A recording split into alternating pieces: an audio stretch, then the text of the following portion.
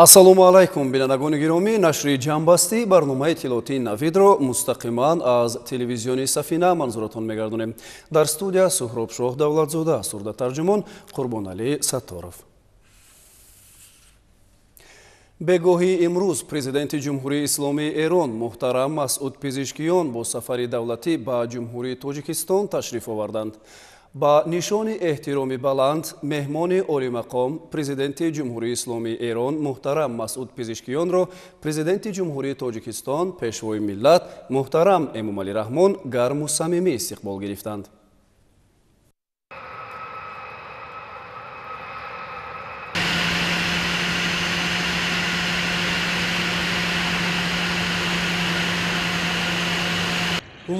январ президенти ҷумҳурии исломии Эрон муҳтарам Масъуд Пезешкиён бо сафари давлатӣ ба ҷумҳурии Тоҷикистон ташриф оварданд.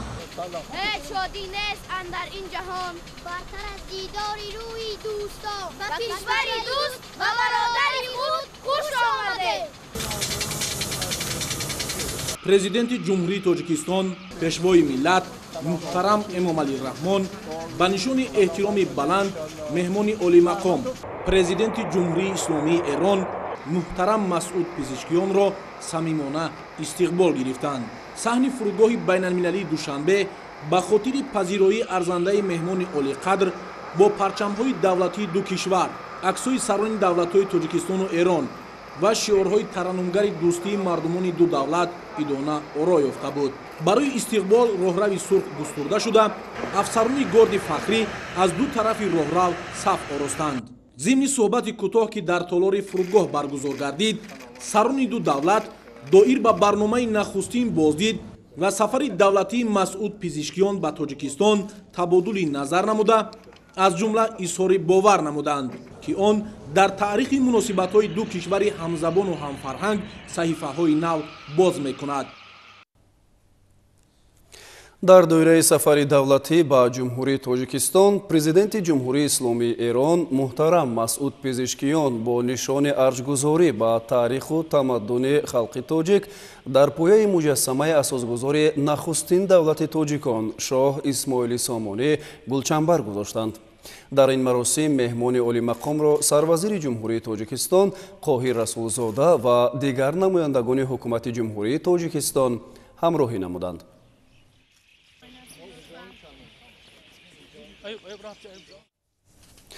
байни ҷумҳурии Тоҷикистон ва ҷумҳурии Исломии Эрон дар самти ҷалби сармоя ва тавсеяи ҳамкории иқтисодӣ имконоти мусоид мавҷуд аст ки истифодаи самароноки он ба манфиати ҳар ду давлати ҳамзабон, дӯст ва бародар Тоҷикистон ва Эрон мебошад.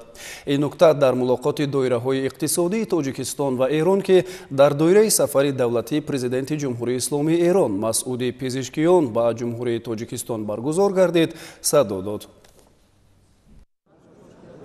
дар мулоқоти доираҳои соҳибкории Тоҷикистон ва Эрон раиси кумитаи давлатии сармоягузорӣ ва идораи амволи давлатии ҷумҳурии Тоҷикистон Султон Раҳимзода доир ба имконоти сармоягузорӣ дар ҷумҳурии Тоҷикистон сухан гуфт. зикр шуд ки Тоҷикистон дар минтақаи Осиёи марказӣ яке аз давлатҳои амнтарин дар самти сармоягузорӣ мебошад. инчунин иқтисоди миллии Тоҷикистон давоми солҳои охир тамоюли рушд касб намуда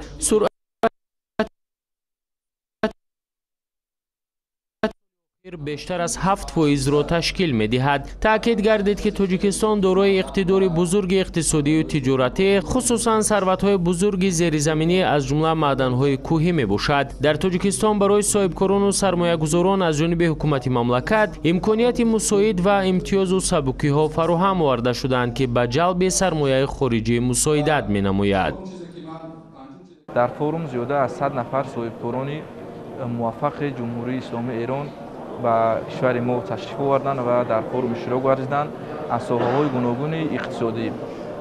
имрӯз дар форуми мазкур яке аз ширкатони дар соҳаи насоҷӣ имрӯз дар сафи аввал баромад намуд. бо тайёрии хуб ин ширкати ҷамъияти дорои масъулияти маҳдуди иттиҳодияи истеҳсолии насоҷии тоҷик мебошад ки дар форум бо як тайёрӣ ва муваффақиятҳои зиёд иштирок варзидем ва тавонистем ки шарикони рушдро баҳри пайдо намудани сармоягузориҳои хориҷӣ пайдо намоем ва низ мо дар ин ҷо бо خارجه جمهوری اسلامی ایران مخصوصا با مدیر شرکت سیاحی محترم علی اکبر عباسیان ما علاقه در زمینه‌های پیدایش همکاری‌ها رو براه موندیم و در این زمینه ما می‌توانیم که باز یک چند شرکت‌های خارجی رو جلب نماییم به کشور خود و در هدف چهارم ملی جمهوری تاجیکستان که صنعت کانه با سرعت کشور سهمگذار باشیم.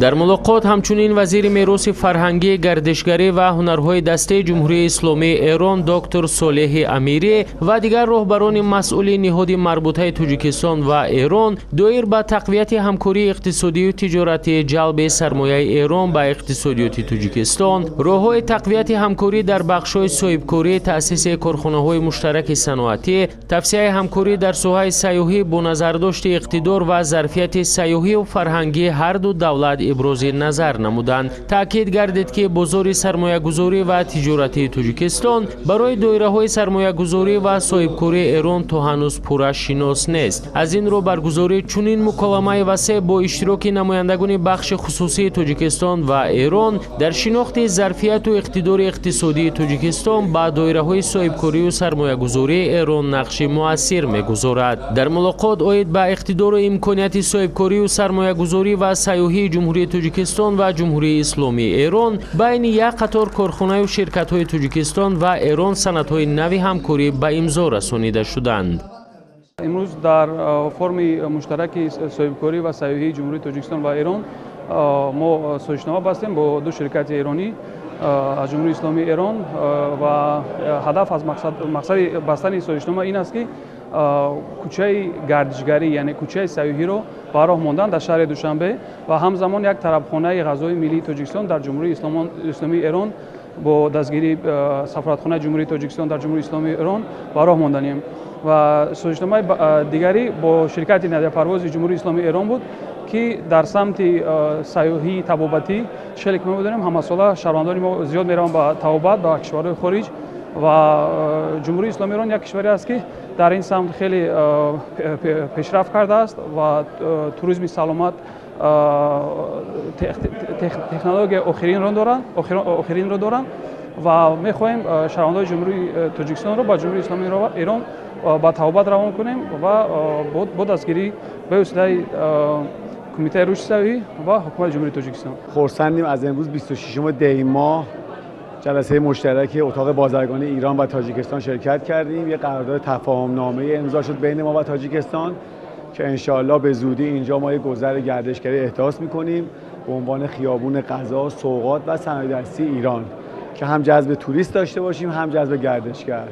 تاجیکستان و ایران برای رشد مناسبت‌های اقتصادی و تجارتی خود ذخیره و امکانات زیاد داشته در حالت استفاده وسیع این امکانات می‌توانند رابطه دو دولت را من بعد نیز نزدیکتر و فراختر گردانند.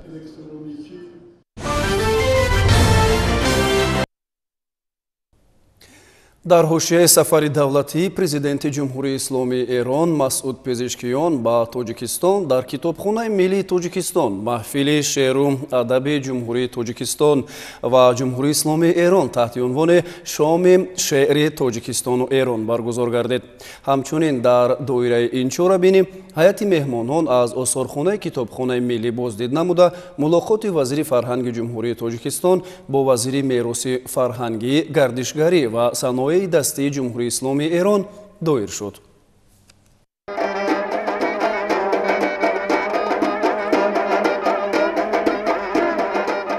ҳайати меҳмонони ҷумҳурии исломии эрон ва иштирокдорони маҳфили шеъру адаби ҷумҳурии тоҷикистон ва ҷумҳурии исломии эронро масъулони вазорати фарҳанги кишвар дар даромадгоҳи китобхонаи миллии тоҷикистон ба тариқи тоҷикона истиқбол гирифтанд. намоиши театркунонидашудаи ҳунармандони тоҷикистон бо иҷрои нақшҳои бузургони шеъру адаби тоҷику форз аз қисматҳои дигари маросими истиқболи ҳайати меҳмонон буд. чун иштиёқи ман ба ту дар қисмати аввали маҳфил шоирону нависандагон ва намояндагони барҷастаи доираҳои фарҳангӣ ву адабии ду давлат Тоҷикистон ва Эрон ширкат варзиданд. Дар расми ифтитоҳ вазири фарҳанги ҷумҳурии Тоҷикистон Матлубахон Саториён иброз дошт ки ҷумҳурии Тоҷикистон ва ҷумҳурии исломии Эрон ду давлати ҳамзабону ҳамфарҳанг мебошанд. Баргузории ин маҳфил робитаҳои фарҳангии ин ду кишварро боз ҳам такмилу густариш медиҳад. Зикр шуд ки Тоҷикистон ва Эрон ду мамлакати ҳамзабону ҳамфарҳанг ва дорои пайвандҳои тарихиву мероси муштарак мебошанд. Вазири мероси фарҳангӣ, гардишгарӣ ва саноеи дастии ҷумҳурии исломии Эрон Ризо Солеҳии Амирӣ зимни суханронӣ иброз дошт ки Тоҷикистон ва Эрон бо мутафаккирони илму адаби оламшумули худ тавонистаанд дар ҷаҳон шинохта шаванд. Ин фарҳангу тарихи бои ду миллат то имрӯз побарҷо буда сол то сол густариш меёбад. ҳамон тавре ки дар равобити мо дар муносибатҳои дӯстонаи байни ду миллати дорои иштирокоти таърихӣ, фарҳангӣ ва эътиқодӣ фарҳанг дар ҷои аввал қарор дорад, муқаддимаи ин ҳамкориҳо ҳаст. ҳамчунин мо аввалин ҳамоише ки баргузор мегардад марбут мешавад ба фарҳанг ва адабиёт.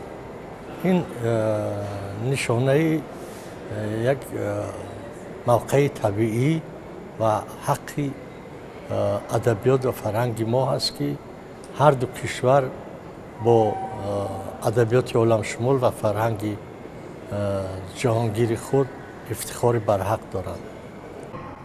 маҳфили шоми шеъри Тоҷикистону Эрон бо сурудани шеъри маликушуъаро Абу Абдуллоҳ Рудакӣ ки падари шеъри тоҷику форс аст дар иҷрои ҳунармандон оғоз шуд.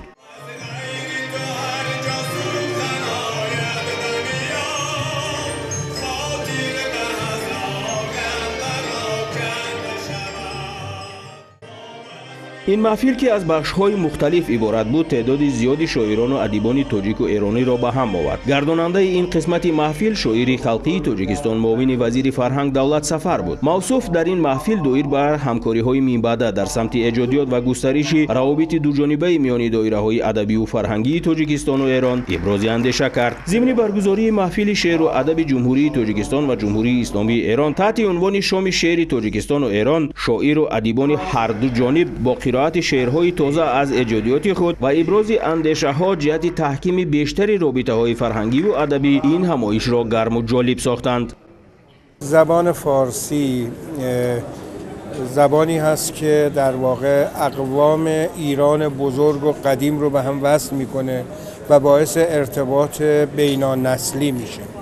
به نظر من وجود چنین بزرگداشت‌هایی میتونه دو قوم ایرانی و یا دو مردم ایران و تاجیکستان رو بهتر به هم بشناسه و بتونن همدیگر رو بهتر بشناسن.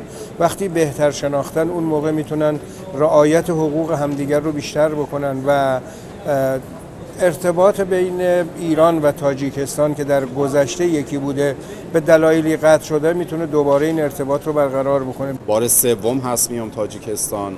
یک بار سال 84 شمسی آمدم، یک بار هم سال 90. بسیار وقتی میام در این سرزمین، در این کشور، پرتاب میشم به 1000 سال پیش، به روزگار نیاکان. به اعتقاد بنده کمترین زبان فارسی بزرگترین میراث فرهنگی جهانه. اگر این زبان نبود بسیاری از شاهکارهای ادبیات دنیا آفریده نمیشد. شاهنامه فردوسی، دیوان حافظ، گلستان سعدی، خیام، ابو عبدالله رودکی، همه آثاری که در این حوزه جلال الدین محمد بلخی، مولانا و شاعران دیگر، مکتب عراقی، اصفهانی، هندی، همه به زبان فارسی آفریده شده.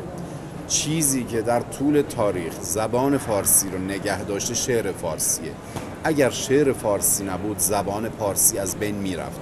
این مرابطات فرهنگی میان ایران، میان تاجیکستان، حتی میان همزبانان ما در افغانستان بیش از پیش باید گسترده بشه و مستحکم بشه. در ادامه در دوره برگزاری چهاربینی مذکور وزیر میراث فرهنگی، گردشگری و صنایع دستی جمهوری اسلامی ایران از آثارخانه کتابخانه ملی شناس شدند. گفته شد که در فاند آثارخانه کتابخانه ملی تاجیکستان کتاب‌های نادر، دستخط‌ها، کتاب‌های چاپ سنگی و دیگر موادهای گرانبهای تاریخی جمع‌آوری و حفظ و نگهداری می‌شوند. ضمن بازدید وزیر میراث فرهنگی، گردشگری و صنایع دستی جمهوری اسلامی ایران با دستخط‌های کتاب‌های بزرگان شعر و سخن تاجیک و فارس از جمله با کتاب‌های مولانا جلال‌الدین بلخی توجه خاص ظاهر نموده جهت همکاری‌ها در سمت آموزش دستخط‌های نادر و تاریخی اظهار هوسمندی بیان داشت. ضمن ملاقات وزیر فرهنگ جمهوری تاجیکستان تشریف هیئت مهمانان را از جمهوری اسلامی ایران به تاجیکستان خیر مقدم گفته ذکر داشت که مردم کشورهای ما را نه تنها زبان بلکه عنعنه‌های بی‌نظیر مدنی و تاریخی نیز متحد می‌کنند. ما در ادبیات، صنعت و معماری سرچشمه‌های مشترک داریم و این است که در کشورهای ما به حفظ و ترغیب میراث فرهنگی، هنرها و عنعنه‌های مردمی توجه خاصه ظاهر می‌شود. وزیر میراث فرهنگی، گردشگری و صنایع دستی جمهوری اسلامی ایران برای همکاری‌های من بعد اظهار آمادگی کرد و تاکید داشت که امروز هنرهای مردمی تاجیکستان در سطح جهانی معمول و معروفند و پیشنهاد کرده شد که جهت آموزش هنرهای دستی یکدیگر من بعد پیوسته نمایشگاه‌های هنرهای مردمی کشور تاجیکستان در ایران و از ایران در تاجیکستان تشکیل و راه‌اندازی گردد.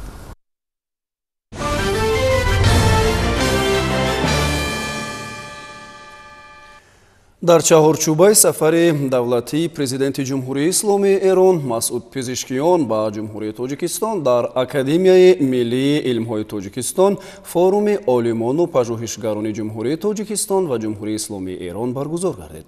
гузориши ҳамкорони мо дар ин хусус. қабл аз баргузории форум олимону пажӯҳишгарони ҷумҳурии исломии эрон аз намоиши дастовардҳои олимони муассисаҳои илми таҳқиқотии академияи миллии илмҳои тоҷикистон дидан намуданд. қайд карданд ба маврид аст ки муассисаҳои илмию таҳқиқотии академияи миллии илмҳои тоҷикистон дар тӯли солҳои соҳибистиқлолии кишвар дар пешбурди корҳои илмию таҳқиқотӣ саҳми назаррас гузошта дар самтҳои гуногун дастовардҳои арзишманд доранд. имрӯз мо шоҳид ҳастем ки президенти ҷумҳурии исломии эрон ба тоҷикистон сафар дорад ва натиҷаи ин сафар он хоҳад шуд ки байни ҷумҳурии тоҷикистон ва ҷумҳурии исломии эрон қарордодҳои нав ба имзо мерасад ва ин таконе мебахшад ва ба сатҳи баландтар муносибатҳои ду кишварро боз ҳам баландтар мебарорад. ҷомеаи зиёиён умуман аҳли ҷомеаи шаҳрвандии ҷумҳурии тоҷикистон тарафдори он аст ки муносибатҳои ҷумҳурии тоҷикистон дар дилхоҳ соҳа махсусан соҳаи сиёсат, соҳаи иқтисодиёт ва соҳаи иҷтимоият боз ҳам наздиктар шавад ва ин муносибатҳо ба рушду инкишофи ду халқ хизмат намояд ва ин халқро ин муносибатҳо ду миллатро дар арсаи маълумӣ боз ҳам зиёдтар муаррифӣ намояд. кори форумро президенти академияи миллии илмҳои тоҷикистон хушвақтзода қобилҷон хушвақт оғоз бахшида ташрифи олимону пажӯҳишгарони кишвари ба мо дӯсту ҳамзабонро ба академия хайрамақдам гуфт. таъкид гардид ки солҳои охир густаришу таҳкими робитаҳои дӯстӣ ва ҳамкории гуногунҷанба миёни ҷумҳурии тоҷикистон ва ҷумҳурии исломии эрон тақвият меёбанд. ҳамкориҳои густурда бо ин кишвари дӯсту ҳамзабон аз сиёсати дӯстонаи роҳбарони ду кишвар сарчашма мегирад, зеро дар доираи ин ҳамкориҳо олимону пажӯҳишгарони ду кишвар пайваста дар якҷоягии таҳқиқоти илмӣ гузаронида таъриху фарҳанги бою ғании хешро зинда нигоҳ доштаанд.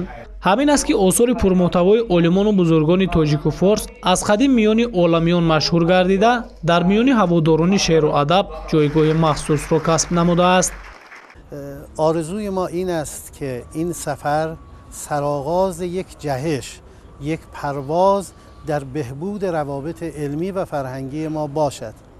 باید ما به نقطه‌ای برسیم که هر اتفاق خوب، پیشرفتی در علم، در فرهنگ، در هنر در هر یک از این دو کشور می شود. یعنی اگر اتفاق نوعی، پیشرفت تازه‌ای در فرهنگ، در علم در ایران می شود، هر تاجیکی اون رو متعلق به خودش بداند و بتواند از دستاوردهای او بهره‌مند بشود و هر اتفاق خوبی هم که در تاجیکستان میافتد بهره او به مردم ایران و به فرهنگ ایران و به دانشمندان ایران برسد و این بدان دلیل است که ما در واقع یک فرهنگ، یک ملت و یک پیشینه داریم.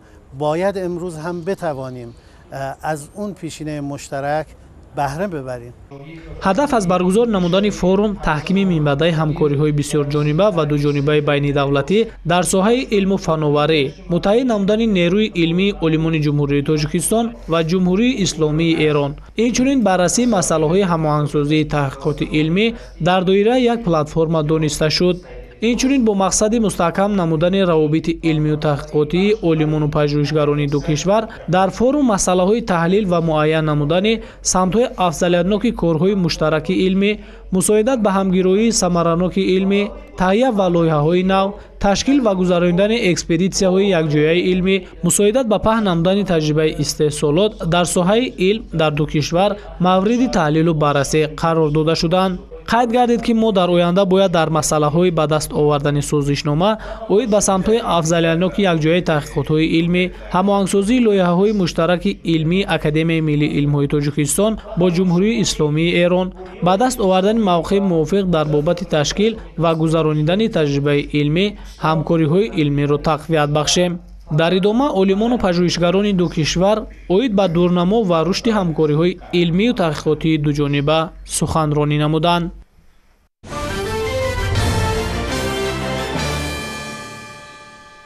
имрӯз таҳти раёсати раиси маҷлиси намояндагони маҷлиси олии ҷумҳурии Тоҷикистон Маҳмад Тоир Зокирзода иҷлосияи шашуми маҷлиси намояндагони маҷлиси олии ҷумҳурии Тоҷикистон даъвати шашум баргузор гардид ки зимни он созишномаи маблағгузорӣ байни ҷумҳурии Тоҷикистон ва Ассотсиатсияи байналмилалии рушд вобаста ба лоиҳаи маблағгузории устувор барои нерӯгоҳи барқи обии Роғун, созишномаи қарзӣ байни ҷумҳурии Тоҷикистон ва Бонки Аврупоӣ таҷдид ва рушд вобаста ба лоиҳаи таҷдид ва муосиргардонии инфрасохтори шаҳри Душанбе, созишномаи қарзӣ байни ҷумҳурии Тоҷикистон ва Бонки Аврупоӣ таҷдид ва рушд вобаста ба лоиҳаи беҳтаркунии низоми обтаъминкунӣ дар шаҳри Бухтар, созишномаи қарзӣ байни ҷумҳурии Тоҷикистон ва Бонки Аврупоӣ таҷдид ва рушд вобаста ба лоиҳаи беҳтаркунии низоми обтаъминкунӣ дар ноҳияи Данғара, лоиҳаи Қонуни ҷумҳурии Тоҷикистон дар бораи ворид намудани тағйиру иловаҳо ба Кодекси андози ҷумҳурии Тоҷикистон, созишнома байни ҳукумати ҷумҳурии Тоҷикистон ва ҳукумати Шоҳигарии Муттаҳидаи Британияи Кабир ва Ирландияи Шимолӣ оид ба алоқаи ҳавоӣ, шартнома байни ҳукумати ҷумҳурии Тоҷикистон ва ҳукумати Малайзия дар бораи ёрии мутақобилаи ҳуқуқӣ оид ба парвандаҳои ҷиноятӣ, ёддоштҳои табодулӣ оид ба расонидани кӯмаки бебозгашт ҷиҳати дастрас намудани таҷҳизоти мушоҳидаи видеоӣ баҳри татбиқи марҳилаи дуюми лоиҳаи шаҳри бехатар дар доираи созишнома байни ҳукумати ҷумҳурии Тоҷикистон ва ҳукумати ҷумҳурии Мардумии Чин дар бораи пешниҳоди кӯмаки бебозгашт мавриди муҳокима қарор гирифтанд. Дар иҷлосия аз рӯи ҳамаи масъалаҳои баррасишуда қарорҳои дахлдор қабул гардиданд.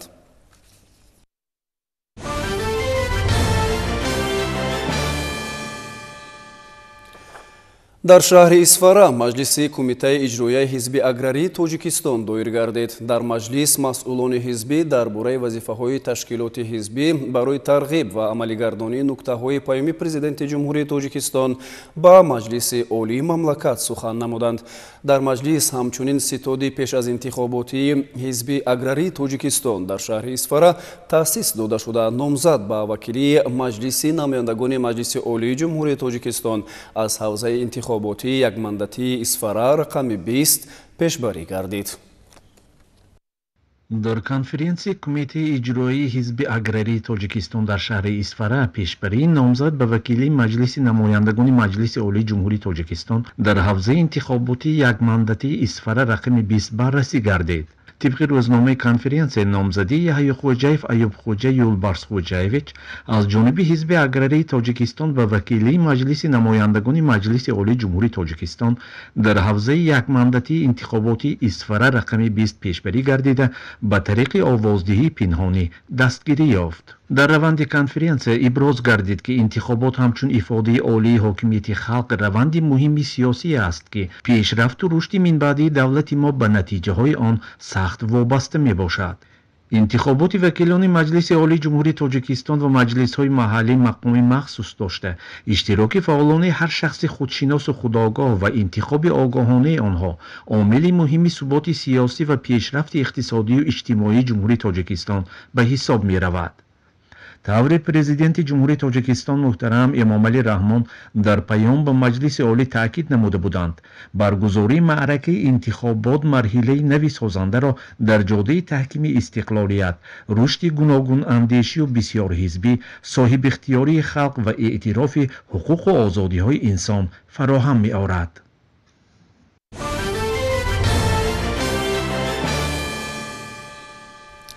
ёдовар мешавем ки дар асоси фармони президенти ҷумҳурии тоҷикистон рӯзи 2 марти соли 2025 дар мамлакат интихоботи вакилон ба маҷлиси намояндагони маҷлиси олии ҷумҳурии тоҷикистон даъвати ҳафтум ва вакилони маҷлиси вакилони халқи вилоят ва шаҳру ноҳияҳои кишвар баргузор мегардад. дар ин замина бо ташаббуси комиссияи ҳавзаи интихоботии ҳисор рақами 7 дар шаҳри ҳисор семинари омӯзишӣ баргузор гардид. ҷузъиёти бештар дар гузариши ҳамкори мо бахтиёр қодирзода. 2 марти соли равон дар мамлакат интихоботи вакилони парлумон, маҷлисҳои вакилони халқи мақомоти маҳаллӣ, ҳокимияти давлатии вилоят ва шаҳру ноҳияҳои кишвар, инчунин вакилони ҷамоатҳои шаҳраку деҳот баргузор мегардад. дар ин замина имрӯзҳо дар шаҳру ноҳияҳои мамлакат баҳри дар сатҳи баланди сиёсӣ ташкил ва гузаронидани маъракаи сиёсии мазкур корҳои омодагӣ ба сомо расонида шуда истодаанд. бояд ёдовар шуд ки дар ҳудуди шаҳри ҳисор як ҳавзаи якмандатаи умуми ҷумҳуриявии ҳисор рақами 7 ва 40 ҳавзаи интихоботии вакилони маҷлиси вакилони халқи шаҳри ҳисор таъсис дода шуданд. طبق نقشه تصدیق گردیده مقامات اجرایی حکومت دولتی شهر حصار با اشتراک نمایندگان مقامات محلی حکومت دولتی شهر، رئیس کمیسیه حوزه انتخاباتی عاید به انتخابات وکیل مجلس نمایندگان مجلس عالی جمهوری تاجیکستان حصار رقم 7، رئیس کمیسیه انتخاباتی عاید به انتخابات وکیلان مجلس وکیلان خلق شهر حصار، اعضا و مسئولین کمیسیه های حوزوی جماعت‌های شهرک و دهات سمینار آموزشی برگزار گردید. قبل از آغاز سمینار نمایندگان از حالت آمادگی بعضی از حوزه و اوچاسکه‌های انتخاباتی دیدن نمودند. در این روند به مسئولین حوزه و اوچاسکه‌ها جهت در سطح بلند تشکیلی برگزار نمودن معرکه مهم سیاسی در پیش ایستاده انتخابات 2025 مصلحت و توصیه‌های سودمند دادند. سپس در تالار کاخ فرهنگ شهر وابسته به آموزش طلبات‌های اساسی قانون کنستیتوسیونی جمهوری تاجیکستان درباره انتخابات وکیلان مجلس نمایندگان مجلس عالی جمهوری تاجیکستان، انتخابات وکیلان مجلس‌های وکیلان خلق شهر و ناحیه‌ها و قانون جمهوری تاجیکستان درباره مقامات خوداداره‌کنی شهرک و دهات اندیشه‌ها بیان کرده شدند. این زمان کمیسیه حوزوی انتخابات عاید به انتخابات وکیلان مجلس نمایندگان مجلس عالی جمهوری تاجیکستان در حوزه یکمندتی حصار رقم 7 کارهای آمادگی به گذرانیدن انتخابات به راه مانده شده است. در اساس قرار رقم 1 کمیسیه حوزوی انتخابات عاید به انتخابات وکیلان مجلس نمایندگان مجلس عالی جمهوری تاجیکستان در حوزه یکمندتی حصار رقم 7 در حدود شهر حصار 90 اوچاسکه انتخاباتی تأسیس داده شده است و اینچنین در اساس قرار کمیسیه حوزه انتخابات حصار رقم 7 کمیسیه های اوچاسکوی انتخابات از 6 ژانویه سال 2025 تحت رقم 3 تأسیس داده شده است که در آن 990 نفر اعضایان فرا گرفته شدند. همچنین ترتیب تأسیس کمیسیه های حوزوی اوچاسکه های انتخاباتی به اعضای کمیسیه ها فهمانیده داده شده وابسته به تأسیس نوبتداری در اوچاسکه ها، ترتیب دادن رویخط یگانه انتخاب کنندگان، آمادگی به قیدگیری نامزدها، تشکیل درست برگزاری و آخری نامزدها با انتخاب کنندگان و مسئله های مبرم روز مورد محاکمه قرار داده شدند.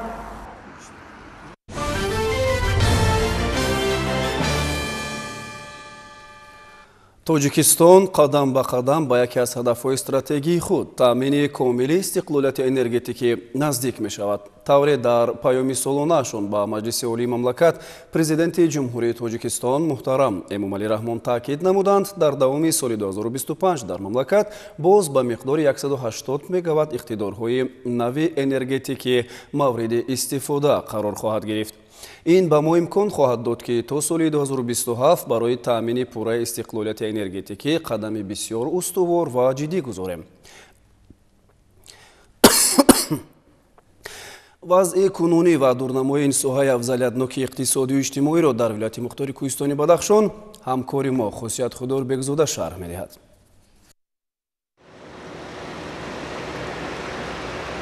در پیام سازگزار صلح و وحدت ملی پیشوای معظم ملت محترم امامعلی رحمان گفته می شود که در 75 سال زمان گذشته مهلت استفاده اکثر تجهیزات انشاءات ساحه انرژتیکا قریب که به انجام رسیده بود و این است که به تجدید و نوسازی نیاز پیدا گردید. باید گفت که در زمان صاحب استقلالی از جانب حکومت مملکت برای نوسازی یعنی تعمیر و تجدید نظام انرژتیکی کشور 85.7 میلیارد سومانی روانه کرده شده است.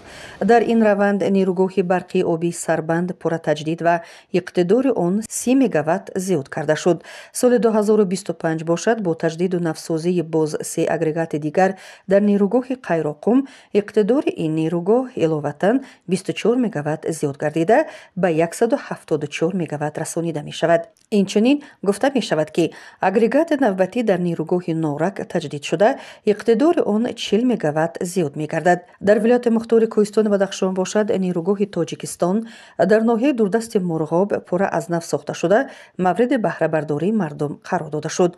اینچنین در این ناحیه پنل های آفتابی ماننده شدند که مرکز ناحیه مرغاب را از برق خوشصفت از جهت اکولوژی تازه تامین می نمایند. باید گفت که برنامه پنل های آفتابی در قلمرو ولایت برنامه پیلوتی بوده مورد قناعت بخش بودن ثمره آن چنین برنامه ها در دیگر ناحیه های ولایت نیز عملی کرده خواهند شد. باید گفت که در سمت رشد ساحه انرژتیک در ولایت در نقشه هست که در 3 سال آینده ساختمان نیروگاه سناباد با اقتدار تا 500 مگاوات در 3 مرحله در دریای 5 قسمت ناحیه روشان و نیروگاه چرسیم در دریای غند ناحیه شغنان با اقتدار 14 مگاوات با نظر داشته بنیاد خط انتقال برق و دیگر انفراستراکچور ضروری انتقال و تقسیمات برق آغاز می‌یابند. عین زمان باشد در ولایت ساختمان نیروگاه سیبزار با توانایی 11 مگاوات در ناحیه راشقلعه جریان داشته در این انشاءات کارهای ساختمانی در 3 بست دوام دارند. قرار هست که نیروگاه برقی آبی سیبزار امسال مورد استفاده قرار داده می شود و با همین تامین مردم با نیروی برق خوشصفت در منطقه به مرحله نو برآمده برای تشکیل کارگاه و کارخانه در ناحیه راشقلعه و مرکز ولایت اینچنین تأسیس جایهای نوی کاری شرایط مساعد فراهم آورده می شود. امروزها باشد ساکنان ولایت را نیروگاه برقی آبی خاروغ واقع در شهر خاروغ و نیروگاه برقی آبی پامیر 1 واقع در ناحیه شغنان با نیروی برق تامین می‌سازند. این نیروگاه‌های برقی نیز تعمیر و از نوسازی گردیده با برنامه‌های معاصر اسکایی و بیلینگی تامین بوده امروزها فعالیت با ثمر دارند. باید گفت که با رشد صنعت و استحصالات و افزایش اهالی و کارگاه و کارخانه‌ها اینچنین مؤسسه‌های گوناگون طلبات به نیروی برق سال تا سال رو به افزایش دارد. از این رو شرکت برقی پامیر انرژی با الهام از پیام پیشوای معظم ملت محترم امامعلی رحمان و اینچنین سپارش و تاکیدهای پرزیدنت مملکت برنامه‌های حکومت جمهوری تاجیکستان در نقشه دارد که در دهات دوردست در بنیاد نیروگاه‌های میانه حجم و خرد حصه گذاری نماید.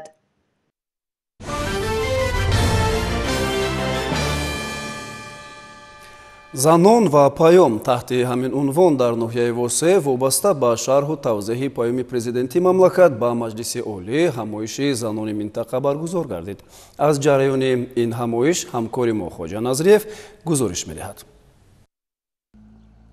در دوره چورابینی‌های کمیته کار با زنان و عائله نزد حکومت جمهوری تاجیکستان اوید شرح و توضیح پیام پرزیدنت جمهوری تاجیکستان درباره سمت‌های اساسی سیاست داخلی و خارجی جمهوری که روز 28 دکبر سال 2024 با مجلس عالی تاجیکستان و مردم تاجیکستان ارائه گردید در ناحیه وسع با اشتراک فعالزنان ناحیه‌های منطقه کلاب ولایت قتلان تحت عنوان زنان و پیام همایش از نمایش هنرهای مردمی محصول مهنت دستی زنان هنرمند ناحیه وسع آغاز یافت.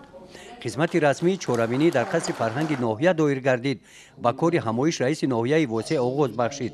سپس رئیس کمیته کار با زنان و عائله نزد حکومت جمهوری تاجیکستان بنفشه فیض‌الدین زاده اوید نقطه‌های پیام سرور دولت در سمت‌های رشد اجتماعی، اقتصادی، فرهنگ و اشتراک ساکنان در کارهای آبادانی و سازندگی، آباد و زیبا گردانیدن دهات‌ها، بهتر گردیدن وضع اجتماعی اهالی ابراز نظر نمودند.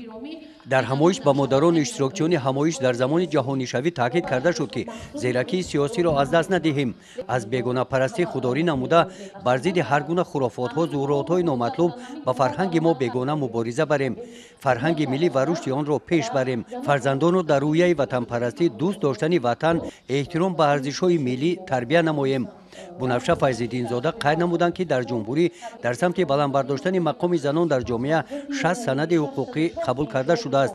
170,000 نفر زنان در سمت کشاورزی فعالیت دارند. زیاده از 50,000 نفر زنان در ساحه معارف کشور کار کرده ایستادند. ما زنان بانوان باعث افتخار می‌دانیم که امروز در همایشی که زنان و بانوان و مادران منطقه کلوب با هم آمدیم تحت عنوان زنان و پیام خیلی افتخار میکنیم که امروز نقطه های اساسی پیام پرزیدنت جمهوری تاجیکستان و مجلس عالی کشور ارائه گردیده بود، راه اندازی گردید، فهماندهی کرده شد و ما باعث افتخار میدانیم که امروز ما زنان و بانوان سعادتمند و خوشبخت کشور هستیم که هر لحظه از زمان صاحب استقلالی کشور به حیات زندگی کار و فعالیت زنان و بانوان پرزیدنت محبوب ما توجه خاصه ظاهر نمودند و گفتنی هستم که امروز ما زنان و مادران در برابر رسالت مادری خود را ادا کردن خود را به آن مسئول میدانیم که در تربیت فرزندان، در آباد زیباگردانیدن هر یک گوشه کنار کشور عزیزمان تاجیکستان، بخصوص تربیت نسل نورس به راه راست هدایت نمودن آنها، به حیات مستقلانه آماده نمودن دختران و عموما در روحیه وطن دوستی و میهن پرستی تربیت نمودن فرزندانمون نقش بسزا گذاریم. در این همایش همچنین در معروضه جانشین رئیس ولایت ختلان انزورد عبدالسلام زاده قید گردید که در ولایت 531,000 اویله به قید گرفته شده. با اصول خانه به خانه بین اویله ها کارهای ترغیباتی در ولایت خوب به راه مانده شدند. نتیجه همین کارها بودند که ولایت ختلان یکی از اولین ها شده نقشه دعوت جوان پسران را به صف قواهای مسلح جمهوری تاجیکستان را با موفقیت روز اول دعوت تیرمایی تامین کردند. در مرزه اوید پیشگیری جداشوی اویله ها بر محل به شوهر دادن دختران جلب دختران به تحصیل و فعالیت کمیته های محله ها در این سمت قید گردیدند. جانشین رئیس ولایت قید نبودند که امسال نورسان ولایت در آزمون های سطح جمهوری فروغ صبح دانایی کتاب است تاجیکستان وطن عزیز من علم فروغ معرفت شرکت ورزیده 35 جای افتخاری و 2 شاهی جایزه را صاحب شدند. در سمت رشد ساحه معارف 431 نفر آموزگاران از جانب رئیس ولایت ختلان قدردانی گردیدند. با 31 نفر آموزگاران قطعه های زمین های نزد حولگی داده شد. قید گردید که برای جلب بیشتر ساکنان به کتابخانه ها و رشد کتابخانه ها برای بلند برداشتن سویه دانش ساکنان ولایت سال 2025 در ولایت ختلان سال معرفت کتابخانه اعلام گردیده است. بعد معروضه ها زنان فعال منطقه در مذاکره ها عاید دستگیری زنان و دختران به پیشوای ملت حکومت جمهوری تاجیکستان مینده‌داری خود را بیان داشتند. در قسمت جنبسته همایش از نام کمیته کار با زنان وایله نزد حکومت جمهوری تاجیکستان با یک قطار زنان فعال ولایت برای سهمیه ارزنده گذاشتن در رشد ساحه‌های اجتماعی اقتصادی و ساحه فرهنگ سپاسنامه و مکافات‌های پولی تقدیم گردیدند. گزارش خواجه نظری خدای نظر ظهورов از منطقه کولاب برای برنامه اطلاعاتی نوید.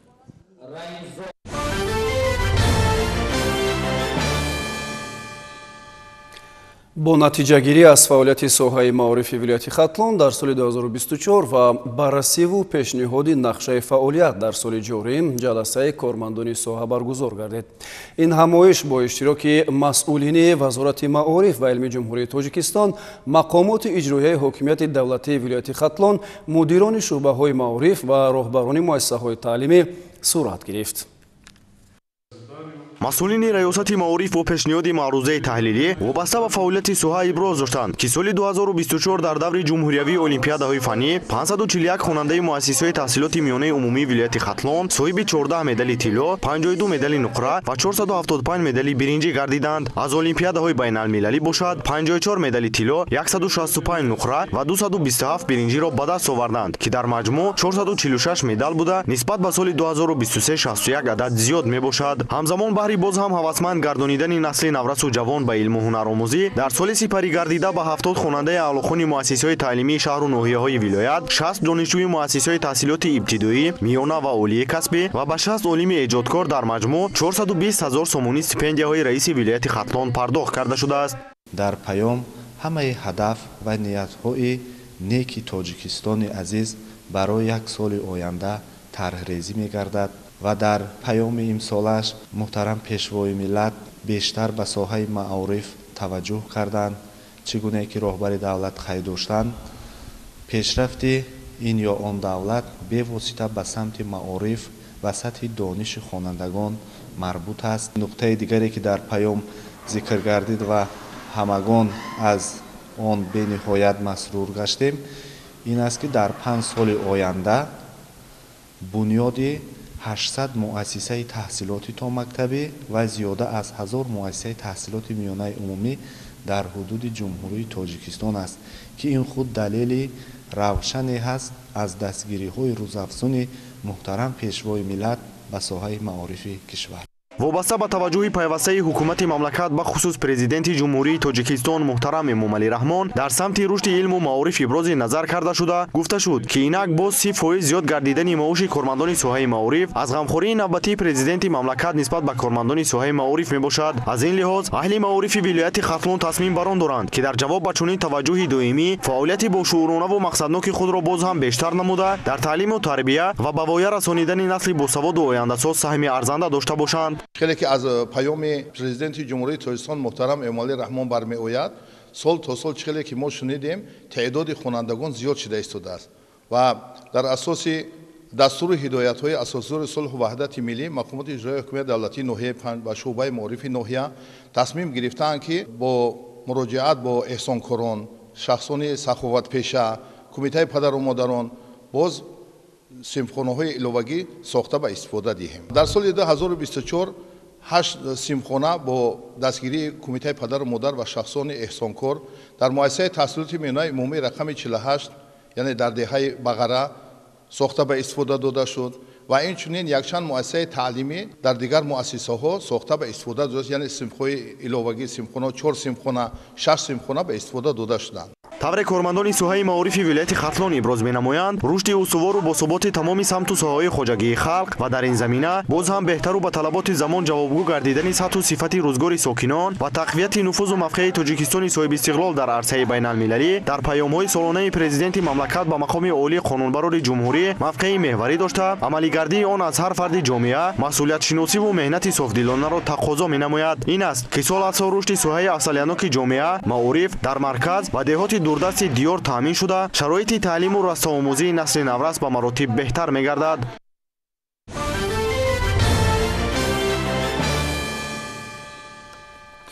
вобаста ба дастуру супоришҳои ҷиддии пешвои миллат муҳтарам Эмомалӣ Раҳмон айни замон ба таълими томактабӣ фаро гирифтани кӯдакони хурдсол масъулияти муҳимтарини кормандони соҳаи маориф дониста мешавад. ҳарчанд тараддудҳо дар ин масъала хеле пештар оғоз гардида буданд, вале дастурҳои дар паёми имсолаи президент додашуда нақшаи фаъолияти вазорати маориф ва мақомоти иҷроияи ҳокимияти давлатӣ дар вилоятҳо ва шаҳру ноҳияҳоро тағйир дод. шарҳи мавзӯъ дар гузориши ҳамкори мо Наврӯз Вазирзода аз шаҳри Душанбе. боғча зинаи аввал, вале муҳимтарин таҳсилот аст, ки барои рушду инкишофи минбаъдаи кӯдак замина гузошта, таваҷҷӯҳи ӯро барои идома додани омӯзиш ва таҳсил дар дигар зинаҳо бедор менамояд. яъне мавқеи боғча дар шаклгирии кӯдак чун инсони бо тамкину солимфикр нақши калидӣ дорад ва бо назардошти ҳамагии авлавиятҳо имрӯз таваҷҷӯҳи хоса ба рушди таҳсилоти томактабӣ ва фарогирии ҳарчи бештари кӯдакон ба чунин муассисаҳо зоҳир гардида истодааст. дар ростои ин раванд мушкилоти норасоии боғчаву ҷойи нишаст аз масъалаҳоест, ки ба ҳаллу фасли ҳарчи зудтар ниёз дорад, зеро афзоиши босуръати аҳолӣ ва баланд гардидани сатҳи некуаҳволӣ талаботро ба муассисаҳои томактабӣ хеле зиёд кардааст. масъулини ин ниҳод дар шаҳри Душанбе ва ноҳияҳои он бобати ин раванд даст ба коранд ва ҷиҳати фарогирии кӯдакон ба муассисаҳои томактабӣ тадбирҳои заруриро амалӣ намуда истоданд. хусусан дар ноҳияи Исмоили Сомонӣ ҷиҳати фарогирии кӯдакон ба ин зинаи таҳсилот нақшаи чорабиниҳо таҳия шуда, дар ин бастагӣ кор дар сатҳи зарурӣ ба роҳ монда шудааст. дар ҳудуди ноҳияи Исмоили Сомонӣ 34 عدد مؤسسه‌های تحصیلات تا مکتبی فعالیت می‌نمایند که از این 17 عددش مؤسسه‌های تحصیلات تا مکتبی بودجوی 15 عدد مؤسسه‌های تحصیلات مکتبی خصوصی و 2 عدد مؤسسه‌های تحصیلات مکتبی نزد اداروی میباشد. و چخیلی که جناب عالی پیشوای معظم ملت محترم امام علی رحمان در پیام امسالشان ابراز داشتند، ما باید که 50% کودکان سن و سال تا مکتبی را با مؤسسه‌های تحصیلات تا مکتبی فرا گیریم و کوشش می‌نماییم که در آینده شماره مؤسسه‌های تحصیلات تا مکتبی زیاد گردیده و کودکان بیشتر به این مؤسسه‌ها فرا گرفته شوند. روابط عالی سیاسی کشور برای رشد زینه تحصیلات تا مکتبی تا به امروز یک قطار تدبیرها از جمله برنامه‌های زیادی دولتی را قبول و مورد عمل قرار دادند. برنامه رشد مؤسسه‌های تحصیلات تا مکتبی در جمهوری تاجیکستان برای سال‌های 2020-2025 از زمره همین تدبیرها میباشد که در دایره تطبیق آن مشکلات نورسایی ادبیات بچگانه برطرف و شرایط باغچه‌ها بهتر گردیده ایستاده است. حالا در ناحیه اسماعیل سومانی شهر دوشنبه جهت تطبیق برنامه‌های دولتی چراهای مشخص عملی شده در این سمت کار در سطح ضروری براه مانده شده است. مشکلات جایگیر کنانی کودکان در مؤسسه‌های تحصیلات تا مکتبی در ناحیه ما وجود دارد، چون که طلبات برای تربیت گیرندگان مؤسسه‌های تحصیلات تا مکتبی خیلی زیاد هست و آنانی که به شعبه معارف مراجعت می‌نمایند با قید گرفته میشوند، در نوبت گذاشته میشوند و طبق مقررات آنها به مؤسسه تحصیلات تا مکتبی فرا گرفته میشوند. بخشیده به 35 سالگی استقلالیت دولت جمهوری تاجیکستان در ناحیه اسماعیل سومانی مؤسسه تحصیلات تا مکتبی رقم 59 از نوسازی گرده ایستاده است که با اتمام رسیدن بینای نوی مؤسسه گنجایش کودکان در این مؤسسه 2 برابر زیاد به نقشه گرفته شده است. طبق تحلیل و مشاهده ها اگرچه نورسایی کودکستان ها در شهرهای کلان جمهوری از جمله دوشنبه و ناحیه های آن کمتر است، ولی بیشتر ساکنان روستاها از این مشکلات اذیت میکشند. در پایتخت هم مساله 1-2 مؤسسه تا مکتبی یا بنیاد میگردد و یا از تعمیر و ترمیم پورا برآورده می شود که این روند توانسته است شدتناکی این مشکلات را کاهش دهد. امیدها بر آنند که با عملی شوی برنامه و استراتژی‌ها مشکلات این زینه تحصیلات نیز در کوتاه‌ترین مدت برطرف و جهت فراگیری کودکان با تحصیلات ابتدایی شرایط‌ها باز هم خوبتر می‌گردند.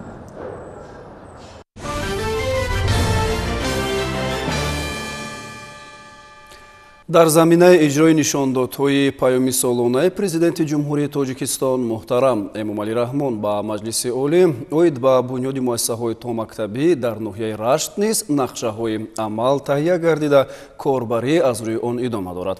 зимнан қарор аст дар ин ноҳия низ то ҷашни 35-солагии истиқлолияти давлатӣ чанд муассисаи томактабӣ бунёду навсозӣ карда шавад, мегӯянд ҳамкорони мо. در دوره کارهای آبادانی و سازندگی به استقبال جشن 35 سالگی استقلال دولتی جمهوری تاجیکستان در جامعه دهاتی هویت ناحیه رشت تعمیر بینای کودکستان ادامه دارد. بینای مؤسسه تا مکتبی با سهم مقامات اجرایی و سهم اهالی براه مانده شده برای به تربیت فرا گرفتن 60 نفر کودکان پیش بینی گردیده است. در پیام پرزیدنت جمهوری تاجیکستان محترم امامعلی رحمان به مجلس عالی جمهوری تاجیکستان تاکید شده است که در محل‌های اهالینشین که زیاده از 100 خواجگی دارند باید مؤسسه‌های تا مکتبی ساخته به استفاده داده شود. با مقصد عملی شدن نشاندادهای پیام در جماعت دهات حوی بینای تا مکتبی برای 60 نفر کودک در عرفه به استفاده دهی قرار دارد. چون این کارهای آبادانی و سازندگی در جماعت دهاتی یسمنی ناحیه رشت نیز ادامه داشته با سهم صاحبکاران و اهالی این جماعت در نزد مؤسسه تحصیلات میانه عمومی رقم 39 کارهای تعمیر و برقرارسازی کودکستان برای 60 نفر کودکان با مرام ادامه دارد. مشکلات اساسی ساکنان این جماعت این نداشتن کودکستان میباشد که با سهم اهالی و صاحبکاران بنیاد گردیده ایستاده است. با مقصد عملی نمودن نشاندادهای پیام پیشوای ملت پرزیدنت جمهوری تاجیکستان محترم امامعلی رحمان ساکنان و صاحبکاران جماعت دهاتی یسمن تصمیم گرفتند که این بنا را از نو تعمیر و از نو سازی نموده برای 60 نفر زیاده از 60 نفر کودکان باغچه کودکانه بنیاد نموده به استفاده داده می شود. ساکنان این جماعت با مقصد عملی نمودن دستور سپارش‌های پرزیدنت جمهوری تاجیکستان بهر رشد ساحه معارف توسط چنین اقدام بالا بردن صفت تعلیم و تربیت زحمت میکشند.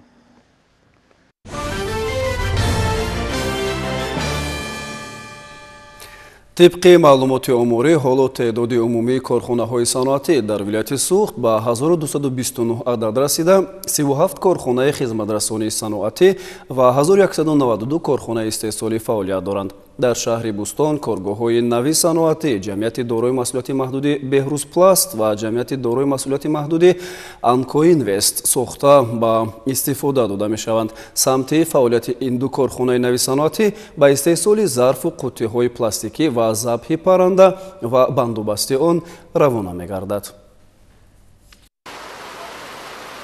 ҷиҳати омодагиҳо ба ҷашни 35-солагии истиқлоли давлатии ҷумҳурии Тоҷикистон дар вилояти Суғд танҳо дар соли 2024 166 корхонаву коргоҳи нав бо 2060 ҷойи нави корӣ ба истифода дода шудааст. ҳоло теъдоди умумии корхонаҳои саноатӣ дар вилоят ба 1229 адад расида, 37 корхонаи хизматрасонии саноатӣ ва 1192 корхонаи истеҳсолӣ фаъолият доранд.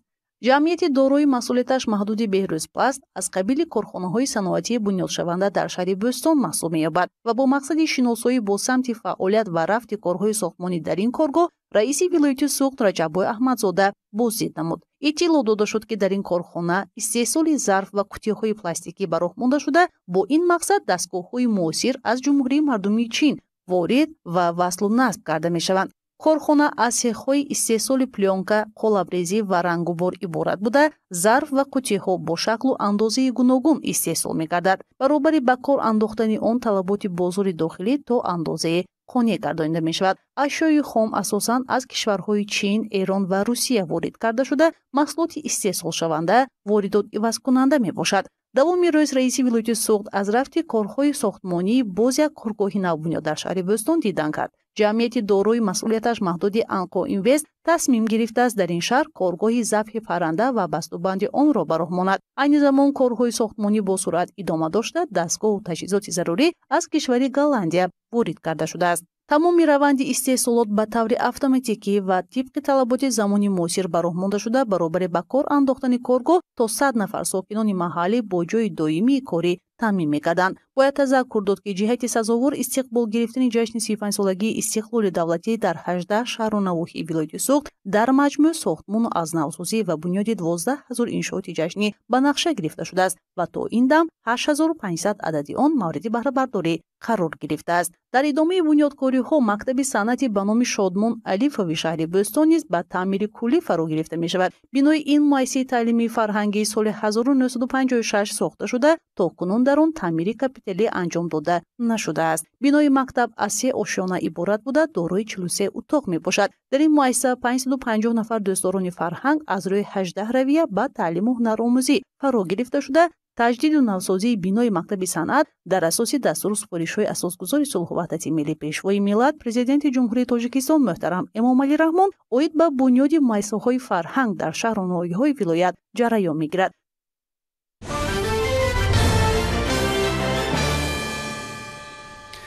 кишоварзони шаҳру ноҳияҳои минтақаи Кӯлоб дар натиҷаи истифодаи мақсад